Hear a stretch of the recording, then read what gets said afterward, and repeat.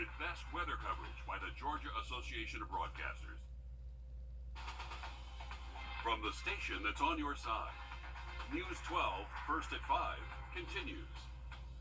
Eyes are on Plains, Georgia, where former President Jimmy Carter is spending his lasting days. We're taking you inside the Carter Library with a very unique story. But first, Augusta commissioners are speaking out after they say the mayor has put in documents with state lawmakers to change the way they vote at commission meetings. The request is asking for the mayor to have an equal vote to commissioners. As it stands now, the mayor only votes to break a tie between the 10 commissioners. Our Nick Velan is live at 5 from the municipal building. Nick, what was the reaction to these possible changes? Well, from commissioners, there are those that were for the change, those that were against the change, and then some didn't even know that this change was looking to happen. And I got mixed reviews from commissioners. I spoke with Stacey Pulliam, sent us an email saying that she opposes the change because there's been a lack of due diligence. She says that these types of decisions should reflect what the people of Augusta want. Commissioner Jordan Johnson told me he didn't know this request existed until last night. Commissioner Catherine Smith-McKnight and Brandon Garrett say that they support the move because it could mean less votes ending in a tie. They also say it stops commissioners from abstaining, a problem most recently seen with a Gold Cross vote. Commissioner Bobby Williams abstained, stopping Mayor Garnett Johnson, potentially breaking the tie-breaking vote. I think that you would see a lot less ties, and one of the things that the commission is always beat up on is how slow we work. I think that enabling the mayor to have a vote would help expedite some of the actions that are taken and hopefully create a much more efficient government. And coming up all new on News 12 at 6 o'clock, we're digging deeper into what's possibly to come and hear more from commissioners and their reactions. All right, thanks for that update there, Nick. We're digging deeper into an investigation involving a former police officer with the Waynesboro Police Department and their training records. The GBI confirms they are looking into training records now. The Burke County Sheriff's Office speaking publicly for the first time about the investigation on Facebook yesterday. When initially asked about the investigation, Sheriff Alfonso Williams told me they were not aware of Williams being a part of that investigation. 3 days later, they sent another email saying they contacted the GBI regarding service given by the sheriff to Gary Jenkins, who is the officer who resigned from this. Williams met with the GBI on Monday about the training records. Now, the sheriff is calling this a clerical issue. Coming up all new on News 12 at 6 o'clock, I'm breaking down the timeline of the training that Jenkins, another student, and Williams were all a part of. Taking a look outside. Mark, we are looking at pretty heavy traffic there. Looking outside of our studios, we do have slow-moving traffic for these eastbound lanes trying to cross the state line, so a heads up, some congestion there outside of our studios. Have an update on some rain moving in later to the week in just about 10 minutes.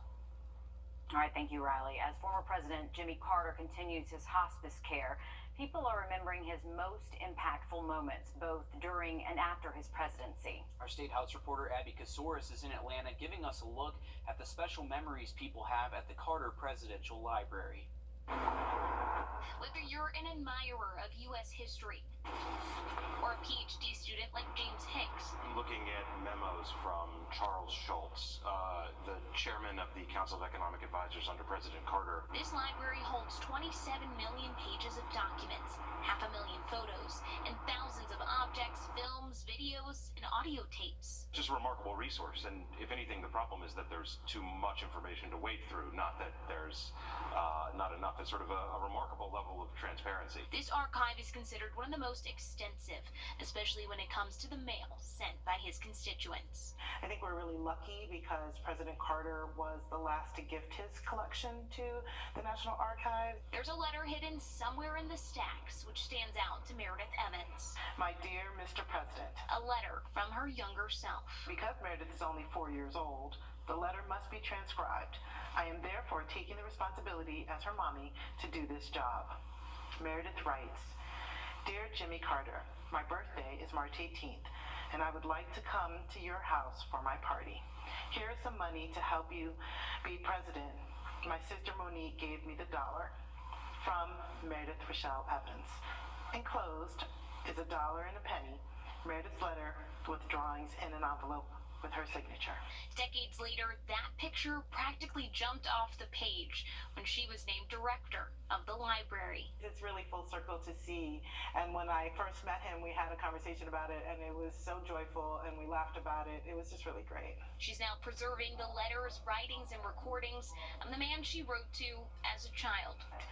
He's always been for the people, and I think that resonates when I look at my letter or I know that it's here. He's just a very kind, thoughtful person. Such a cool story there. All right, take a look at the man on your screen. Richmond County deputies are searching for 22-year-old Santrez Ellis. He is wanted for terroristic threats in reference to an incident that took place at the Circle K on Highland Avenue. It happened last Wednesday. Ellis has active warrants, and investigators say he could be armed and dangerous. If you've seen him, if you know where he is, call the Richmond County Sheriff's Office. There is a new U.S. attorney for the Southern District of Georgia. Jill Steinberg was sworn in by U.S. District Court Chief Judge J. Randall Hall today. Steinberg has been a partner at Ballard Spahr LLP in Philadelphia since 2021. As U.S. Attorney, Steinberg is the Chief Federal Law Enforcement Officer for the Southern District of Georgia, which covers 43 of the state's 159 counties, including the Augusta area. Well, live at 5, if you're currently looking for a job, we have the place for you. Here's a live look at the Lucy Craft Laney Community Resource Fair. It's taking place now until 6:30 p.m. at the high school's old gym, so you still have plenty of time to get out there if you're looking for a job. Several businesses are there, like the Goodwill Job Connection, the Georgia Department of Labor, Sam's Club, and much more. Also saw the Army there, too. While Black people make up about 12% of our country's population, new numbers show they are barely represented in your neighborhood doctor's office or hospital. In Georgia, Dr. Kevin Carson is a man of many firsts. He's the first African-American radiologist in the state, but growing up in the 1960s, Dr. Carson says he didn't have many role models in the medical field who looked like him, and that's still the case today. Dr. Carson says family support, especially for youth, will make a world of a difference when it comes to the future of this field. This is putting it in front of our kids and saying, hey, this is something you can do. This is something you can do to support your money, your community. This is something you can do to support your family.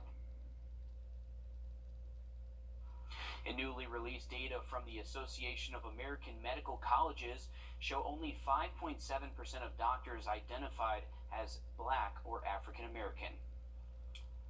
For many of us, our weddings are memorable for all the right reasons. Well, coming up, one couple will definitely have a wedding story to tell for the wrong ones. That's when Live at 5 returns. Riley? Well, we did tie a record high this afternoon. We'll likely do it again tomorrow, but we are tracking some cooler temps into the weekend. I have an update for you just after the break. Ash Wednesday marks the start of Lent for those in the Christian faith. Believers honor this day by wearing a cross of ashes on their forehead. And coming up all news tonight on News 12 at 6 o'clock, we dive deeper into what Ash Wednesday means to the Augusta community. Time and temp. Friday morning.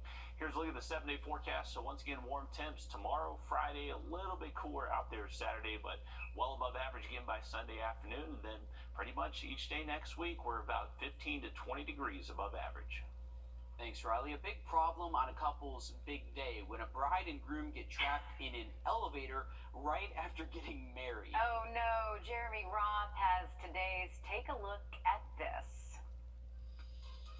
Watch a newlywed North Carolina bride and groom rescued after they got trapped in an elevator on their wedding day. Following the ceremony, Panoff and Victoria Ja and several members of the wedding party got in an elevator to head up to the after party, or so they thought. We got up maybe 5 feet and then boom, the doors kind of stuck. I was freaking out. I'm not gonna lie. Charlotte firefighters responded, and after exhausting all the options, they got crafty. We rebuilt a new elevator system using ropes and rescue equipment. 2 hours later, and 4 stories above, the rescue crew hoisted the bride, groom, and their guests to safety, one person at a time. And although they missed the party, they did attend a reunion later to thank the heroes who helped make their special day that much more memorable, for better or worse. Speaking of crises averted, watch a Wyoming Highway Patrol trooper avoid being hit by a careening 18-wheeler by mere inches. The terrifying near-miss moment happened on snowy I-80 when the truck's driver lost control and ran off the road, narrowly missing the trooper. The agency shared the video with a reminder to drivers to move over and slow down. Okay, everybody good and tense? Well, here's a fun one. A rescue dog who went viral after a Tennessee shelter posted pics saying the pooch resembled super celeb Paul Rudd has been adopted. The shelter had tagged the actor, hoping to interest him in adopting the dog, nicknamed Paul Ruff. But ultimately, the handsome hound found another home with someone likely less famous, but hopefully no less loving. For Take a Look at This, I'm Jeremy Roth. Well, there is so much to unpack in what just happened. I know. Goodness.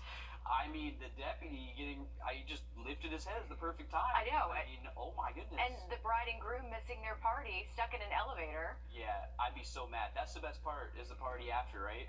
Yeah. I think so. And I've then, been to weddings. This seems like the best part. well, yeah. Besides people getting married. And then, just like a guest to say that, I guess. But And never then- my wedding, so I mean, I was always the one having fun after the party, but I would have been mad, so. Oh, and then the sweet dog. Oh, that was a great That was story. good. Paul Ruff. It's a good name. Paul Ruff. All right, well, hurricane season is less than 100 days away, and Live at 5 returns. First Alert meteorologist Anthony Carpino shows us how the season is shaping up. Stick with us.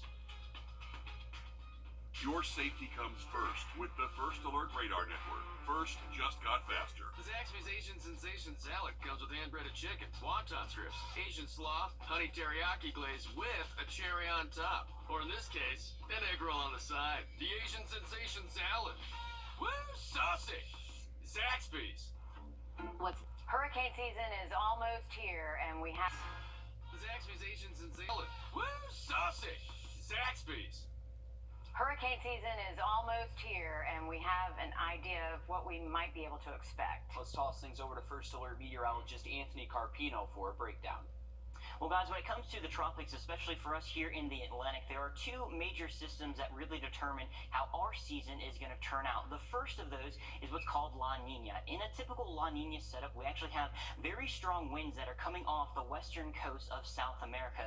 That actually will end up cooling down the Pacific Ocean, and that will end up affecting the weather patterns here in the United States. This is actually what we're seeing right now as far as our sea surface temperatures compared to normal. So as you can see in the middle, it's actually in that blue color, so it's below average. What that does to our patterns is it actually ends up creating this high pressure over the northern Pacific that dips the jet stream down a little bit more, providing cooler and wetter conditions for the American Northwest. And here in the south, we're talking about drier and very warm conditions. And you can really believe that on a day like today where we're getting into the 80s. The other pattern that we'll talk about that you might have heard about a little bit more is what's called El Nino. That's when those winds that are coming off of South America just aren't as strong. And that actually can lead to the winds being lighter and end up seeing those temperatures on the Pacific just a little bit warmer. This is where it starts to affect us a little bit differently. That jet stream is a little bit more straight. That creates wet conditions for us and some cooler temperatures, and that will actually end up butting heads with all of those hurricanes, and that actually rips them apart. So in an El Nino setup, we actually can see that in that pattern, our hurricane season wouldn't be as bad. Now, here's the latest from NOAA as far as what they can be expecting. Their forecast is as we go through the next several months. So we have La Nina in blue. That is expected to go down as we go through the next several months. El Nino neutral is going to be in that gray color, which is essentially your typical normal pattern for the Pacific. But then we get into more of that red shade. That's El Nino, and that's where we can expect actually less in the way of hurricane patterns. So something for us to still keep an eye on as we go through the next few months, but the peak of hurricane season should be a little bit quieter. So that is definitely good news for us here in the Atlantic. All right, that sounds like good news. We'll take it. Thanks, Anthony.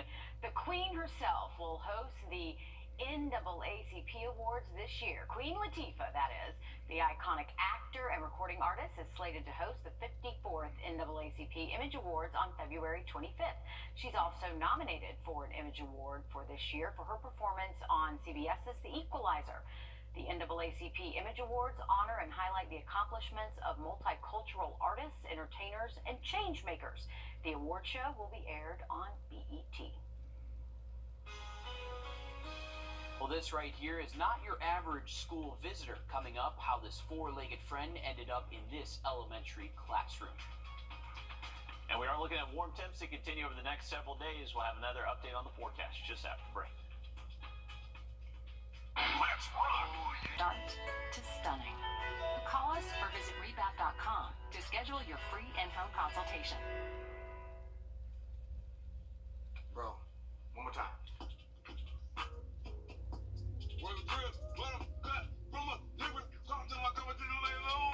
Jif peanut butter. It's that jiffing good. Ludacris changed his flow for it. Let's rock! In Alabama, we're seeing some crazy video of a deer crashing through the window of a classroom. This happened earlier this month at Evergreen Elementary School. The surveillance video caught the animal smashing through the glass window and sliding around on the wax floors on February 11th. It stumbled around for a couple of minutes before jumping back out of the window and disappearing. Listen, I feel like this is what deer do. They just show up, they bust through something, and they cause a mess, and they're like, all right, I'm out. Peace out. I did what I need to do. I'm just glad the deer's okay, because a lot of times they get hurt. It could be. When Delayed this kind of effects. stuff happens. Remember the deer that went in our lobby? Or not made it into the Tried lobby, to get in but our lobby. crashed into the window Yeah. about 10 times in a row. But that looks like a doe. I'm not sure if she saw a reflection or what, but that's pretty crazy A little stuff. freaked out there. Yeah, luckily no kiddos in the classroom Yeah, when that deer was for rolling sure. through. Hey, we got a beautiful afternoon looking towards the Savannah River. We should have clear enough skies to where you can check out the moon, Jupiter, and Venus again in that western sky. Once the sun does finally go down, should be a nice night to check that out. We do have warm temps again tomorrow. We're likely going to tie or break those record highs again on Thursday, and then tracking that rain showing up Friday. All right, thanks.